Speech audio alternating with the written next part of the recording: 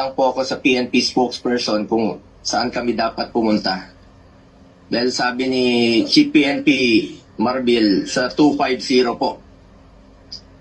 Nilapitan ko po ang inyong spokesperson at di po ako sinagot, tinakbuhan po ako. Sana naman bilang spokesperson, konting sagot lang naman po. Konting respeto, sumusunod naman po kami sa batas.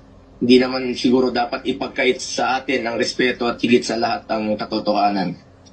Sa totoo lamang po, ilang beses na po nagsinungaling si now Brigadier General Jean Pardo.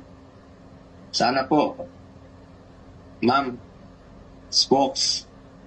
bilang spokesperson, totoo lang po ang sabihin mo, alang-alang sa bayan. Your duty is to be loyal to our flag and to our country. Minahal namin kayo ni dating Pangulong Duterte. Sana, konting respeto lamang po. Kung nagawa niyo yan sa akin, magsinungaling, mas nagagawa niyo po yan sa ibang tao. Respeto lamang sana. Gaya ng pagrespeto at pagmamahal namin sa uniform personnel.